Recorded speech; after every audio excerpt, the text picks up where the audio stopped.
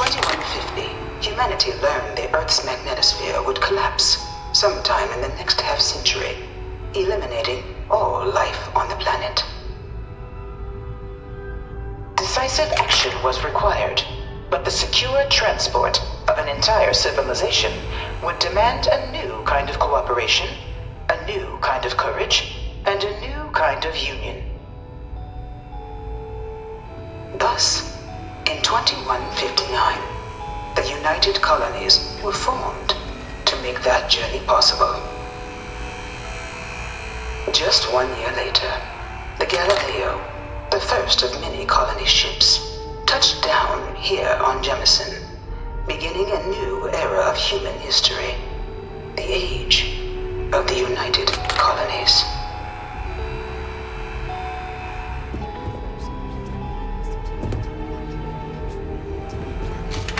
Can you imagine? The logistics alone must have been mind-boggling.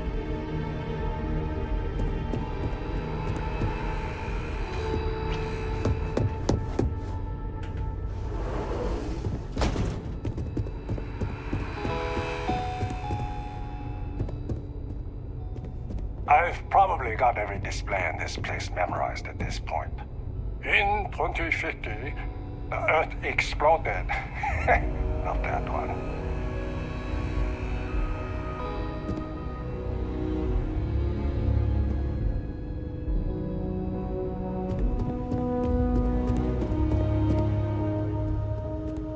From their foundation, the United Colonies strove to provide all their citizens with opportunity, security, and peace.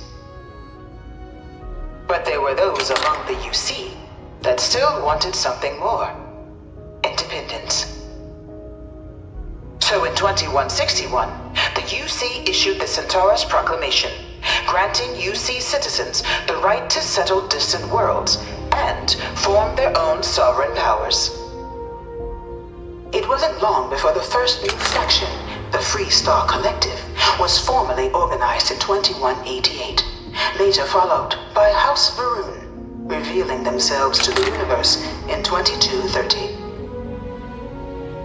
The result of the Centaurus Proclamation has always left me torn. So much conflict arose as a result. Was it worth it?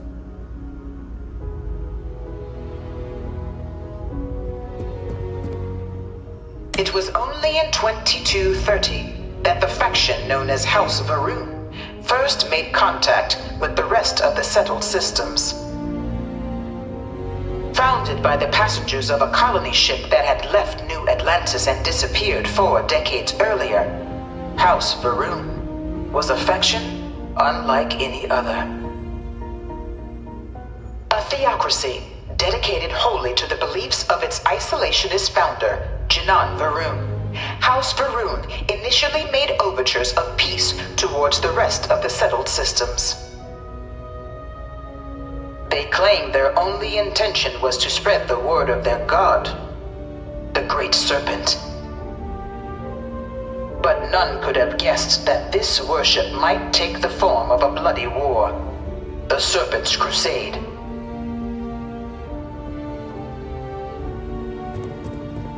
The Freestar Collective was initially founded in 2188, when the citizens of Aquila banded together with the pleasure city of Neon in mutual defense. But in 2194, after the deployment of a UC medical star station in orbit around their world, the citizens of Narion also requested to join the collective. The resulting rise in tensions between the Freestar Collective and UC culminated in the settled system's first intergalactic conflict, the Narion War.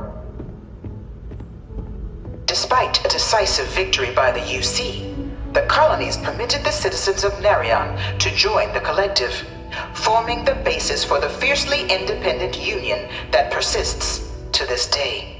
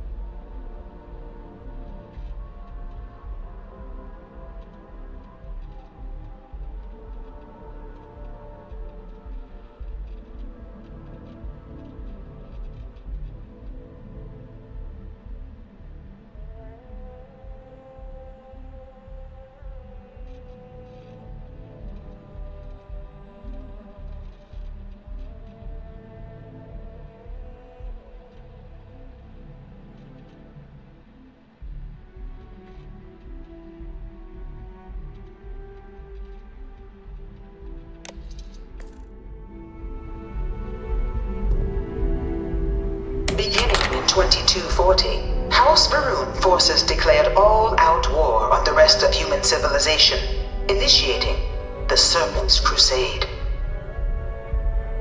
Over the next 23 years, thousands of Freestar, UC, and independent souls were killed by agents of House Varun in the name of their serpent god. It was only with the death of their founder in 2263 and the succession of his heir Jarek that House Varun finally sued for peace. There remained, however, select members of House Varun who refused to recognize the cessation of hostilities their leaders established. Even after House Varun's mysterious disappearance, these zealots remain a threat to all who encounter them. Their pacification, a goal of all space.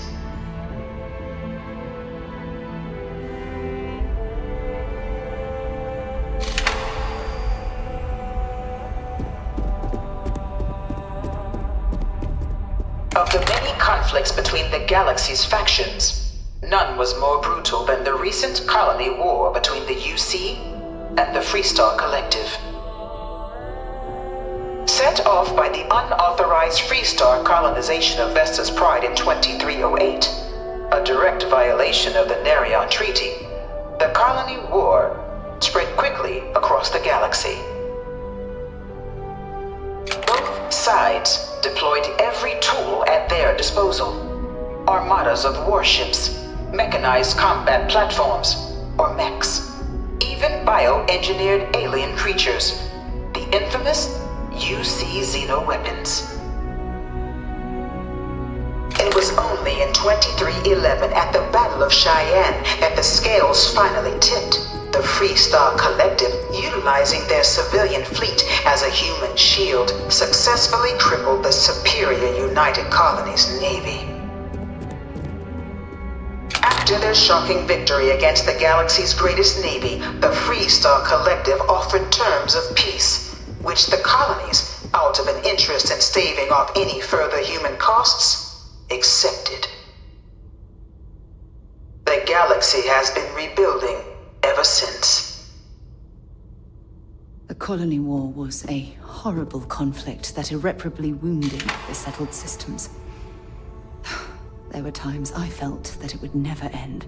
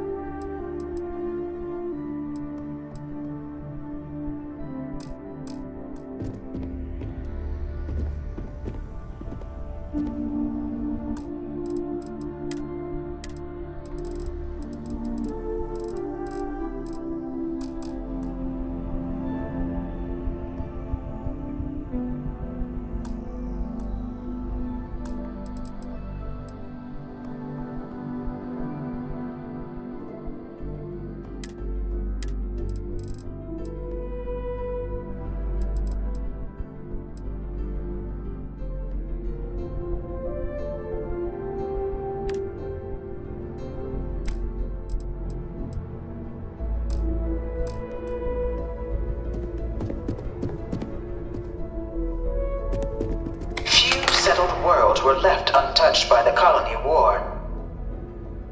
But nowhere could the viciousness of modern warfare be seen more clearly than on the Freestar planet of Nera. Initially occupied by invading United Colonies forces as a forward operating position, repeated attempts to take and retake the planet by collective forces led only to devastation. Swaths of the world were transformed into scorched husks, a nightmarish testament to the depths of human ingenuity and human cruelty.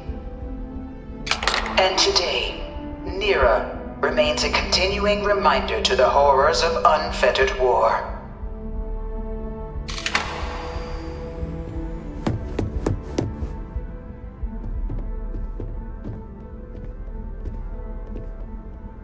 In the midst of the colony war, a different kind of tragedy struck the UC city of Londinian.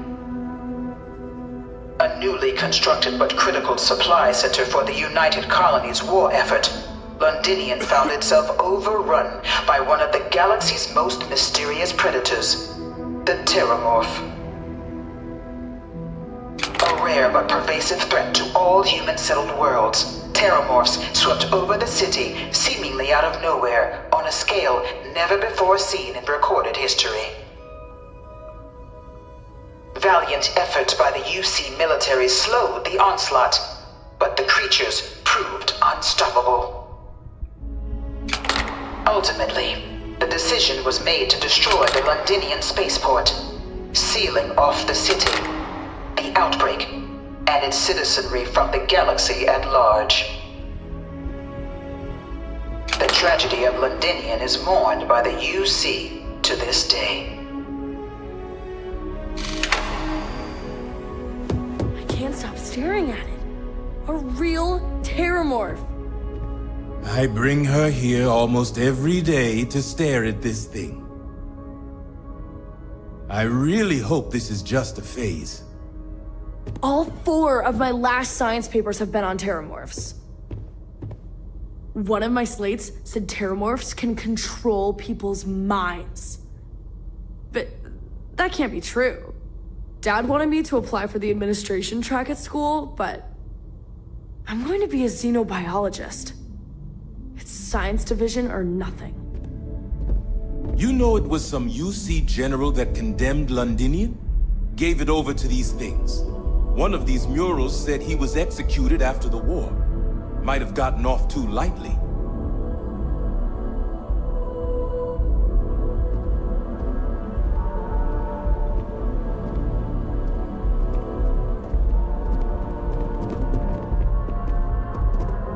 After the devastation wrought by the Colony War, the UC and the Freestar Collective came together to ratify a treaty that became known as the Armistice. Both sides agreed to a vast reduction in standing forces, and that xeno-weapons and mech warfare would be outlawed.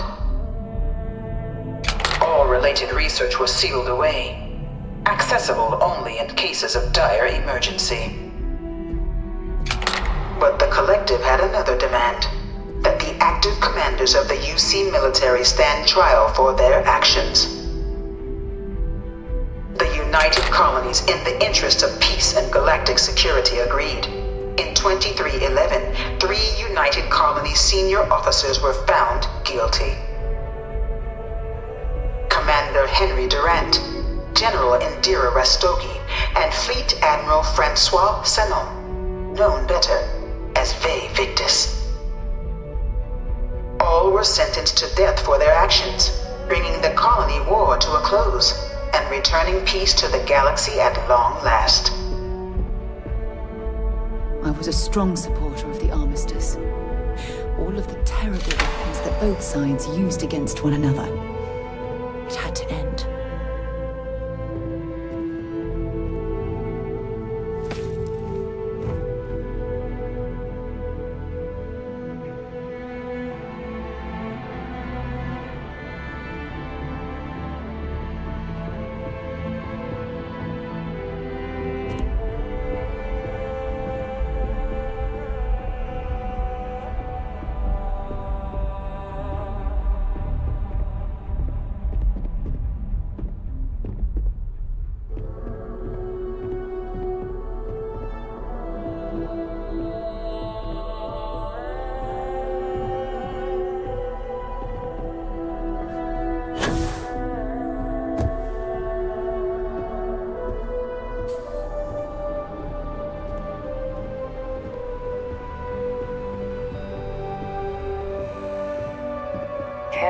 Something to report?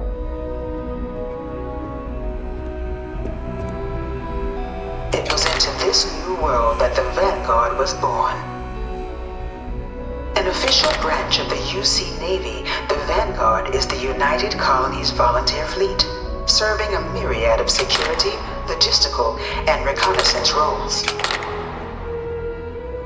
And after a sufficient length of service, UC citizenship is guaranteed to every Vanguard member.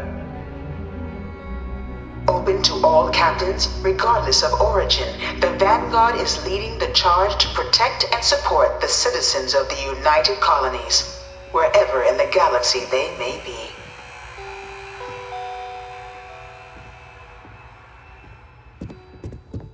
Look, I'm not supposed to be giving opinions on this stuff, but the UC's in a lot better hands these days than back before they signed the armistice.